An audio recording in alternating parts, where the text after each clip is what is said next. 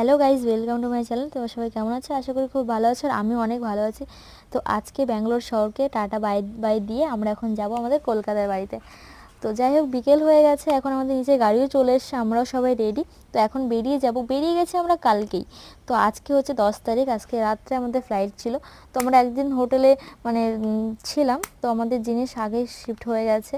তো আমরা হোটেলে ছিলাম, হোটেলটা তো খুবই সুন্দর ছিল, বাইরে থেকে তোমাদের কাউকে দেখাতে পারিনি। তো এদিকে দিদি হচ্ছিল রেডি, ফাইনালি আমাদের গাড়ি চলে এসেছিলো, আমরা উঠে পড়েছি গাড়িতে। এখন আমরা আছি এয়ারপোর্টে। তো এখন ছিল দুপুর 4টে। তো আমাদের পৌঁছতে পৌঁছতে বেজে গেছিলো পাক্কা সাড়ে 8টা মতন বেজে গেছিলো। তো আর 10টার সময় আমাদের ফ্লাইট ছিল। তো দেখো, ব্যাঙ্গালোর শহরটা অনেকটা এরকম। আর মানে কি বলতো, লাস্ট বারের মতন ব্যাঙ্গালোর শহরটাকে দেখছি, তো খুবই ভালো লাগছিলো। আর মনেও পড়ছিল প্রচণ্ড পরিমাণে। এইবার দেখলাম আমি এই বছরের নতুন পাকা আম। তো এইদিকে পাকা আম দেখে তো আদি গাড়ির মধ্যে থেকে ওরকম বলছিল, আর ওরা ছেলে দুটো দেখো ওদের আদির সঙ্গে খেলা করছিল আর কথা বলছিল কিছু। তারপর রাত হয়ে গেছে অনেকটা, মানে অনেকটা টাইম লেগেছিলো আমাদের ব্যাঙ্গালোর আসতে, মানে এয়ারপোর্টে আসতে। আর আমরা তামিলনাড়ু থেকে আসতে অনেকটা টাইম লেগে, 7 ঘন্টা মতো লেগে যায় আমাদের। তো আমরা তো অনেকটা কাছাকাছি এসেছিলাম, তারপরেও আমাদের 4 ঘন্টা লেগেছিলো এয়ারপোর্ট পৌঁছাতে। তো ফাইনালি আমরা চলে এসেছি। এখন আমাদের মানে অনেক বড় একটা কাজ আছে ভিতরে গিয়ে। যতই বড় কাজ হোক, ভিতরে তো এতটা প্রবলেম হবে না, কেন কি আমরা বাড়ির থেকে মানে বোর্ডিং পাসটা করে এসেছিলাম। শুধু জাস্ট আমরা টিকিট দেখাবো, মানে ফোনে টিকিট দেখাবো, ভিতরে ঢুকে যাবো। তাই আমাদের ভিতরে এন্ট্রি হয়ে গেছে। আর এদিকে আমার দিদিকে দেখো, ও হাঁটছে, এদিকে আদিকে নিয়ে। আর এদিকে আমার কাছে একটা ব্যাগ ধরে দিয়েছে, কারণ এটা আমরা ফ্লাইটের ভেতরে নিয়ে যাবো। আর জামাইবু সামনে আরও দুটো ব্যাগ নিয়ে গেছে, কারণ এখনও ওই জায়গায় মানে ব্যাগগুলো দিয়ে দিতে হবে।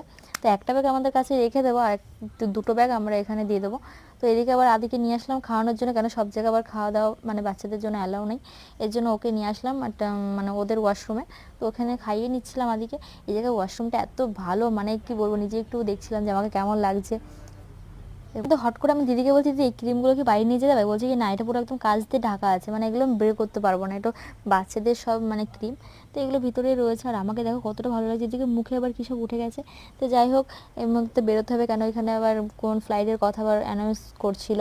এই জন্য আর বোরিংও লাগছিলো। এখন অনেকটা ঘন্টা আমাদের এখানে ওয়েট করতে হবে। আর এই জলের বোতলটার গল্প শুনবে, এই জলের বোতলটার দাম নিয়েছে, এইটুকু একটা জলের বোতল 2জন মানুষ খেতে পারবো। তো জলের বোতলটার দাম নিয়েছিল 300 টাকা। যাই হোক, এখন আমরা ফ্লাইটের ভিতরে ঢুকে গেছি। বৃষ্টির জন্য আমাদের পাক্কা 2 ঘন্টা ওয়েট করতে হয়েছিল বৃষ্টির জন্য, মানে এত পরিমাণে মানে বৃষ্টি হচ্ছিলো কেন আমাদের। তো বৃষ্টিটা কমলে তারপর আমাদের ফ্লাইট ছেড়ে দেবে। তো এখানে মানে ওয়েট করছিলাম যে কতক্ষণ পর বৃষ্টিটা ছাড়ে। তার 2 ঘন্টা মানে পাক্কা 1 ঘন্টা 40 মিনিট পর বৃষ্টি কমেছে, তারপর আমাদের প্লেন ছেড়েছে। তো এখানে তো সবাই মানে অনেক লোকজন আছে যে এই প্লেন থেকে নেবে, কলকাতায় নেবে, তারপর অন্য একটা ফ্লাইটে এতক্ষণ ওয়েট করার পর ফাইনালি আমাদের ফ্লাইট ছেড়ে দিয়েছে এখন। তো এখনও বসে থাকতে হবে অনেকটা টাইম। তো আমাদের 10টা 20-তে ছিল ফ্লাইট, সেই জায়গায় আমাদের 12টার সময় ফ্লাইট ছেড়েছে। তো এখন আমাদের বসে থাকতে হবে বাক্কা 1-2 ঘন্টা, কেন 2 ঘন্টা পর আমরা ল্যান্ড করব। তো এদিকে আবার আদির একটু দুষ্টুমি দেখো, আদি তো আর কতক্ষণ ওয়েট করবে, সেই 4টের সময় বেরিয়েছে। ওরও তো মানে ভালো লাগছে না, কেন ও সবসময় মানে আমাদের অস্থির করে দিচ্ছে মানে। আর এদিকে পিছনে একটা কাকু বসেছিল, ওনার সঙ্গে টুকি টুকি খেলছে। তো এদিকে আদির মানে ফ্লাইটের ভিতরে ঠান্ডা ঠান্ডা থাকে, তো ওকে একটু হাতে লম্বা জামা আমরা চেঞ্জ করে দিয়েছিলাম। ফার্স্টে যে জামাটা পরা ছিল ওটা খুলে পরে একটা জামা চেঞ্জ করে দিয়েছিলাম। এদিকে আবার জামাইবু আর দিদি বলা বলি করছে, ছেলেটাকে এখনও ঘুমাচ্ছে না, এত রাত হয়ে গেছে, মানে 12টা বেজে গেছে, এখনও ঘুমাচ্ছে না। তো ওর ঘুম নেই চোখে, আমাদের ঘুম আসছিল কিন্তু ওর ঘুম আসেনি। তারপর অনেকটা টাইম কাটানোর পর মানে ওর এতটা খারাপ লাগছিলো আদির, এর জন্য ওর বাবা লাস্টে কী করলো, হেডফোন দিল, যেন একমাত্র হেডফোনটা নিয়ে অনেক টাইমও মানে খেলা করে। কেন ফ্লাইটের ভিতরে সেভাবে খেলার জিনিস আমরা আনিনি, কেন সব খেলার জিনিস মানে অ্যালাউ করে না, কিছু বই অ্যালাউ করেছিল যেগুলো ও খেলতে খেলতে বোর হয়ে গেছিলো। তারপর দিয়ে দিল ওর বাবার হেডফোনটা, যে তুমি হেডফোনটা নিয়ে খেলা করো। তো এইদিকে পিছনে কাকুটাও ঘুমিয়ে গেছিলো, যে মানে আদির সঙ্গে খেলা করছিল, সেও ঘুমিয়ে পড়েছে।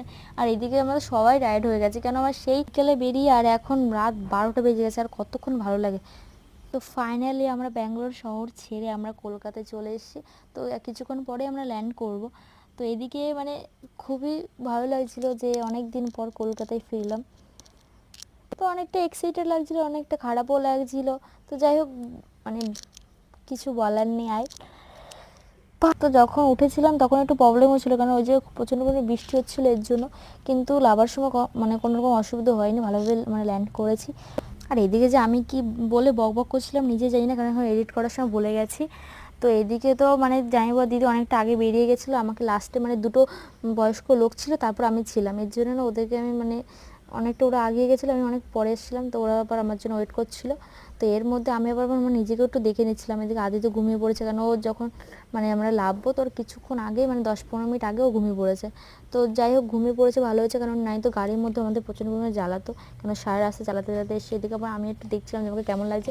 আমাকে তো পুরো ম্যাডাম ম্যাডাম লাগছে, এরকম একটা মনে হচ্ছে বড়ো সড়ো সেলিব্রিটি হয়ে গেছি। আর পিছনে সবাই ভাবছে মেয়েটা বড়ো সড়ো হয়তো ব্লগার, কিন্তু না, আমি বড়ো সড়ো ব্লগার না গাইস। আমার ভিডিও কেউ দেখে না, তোমরা কেন দেখো না আমার ভিডিও বলো?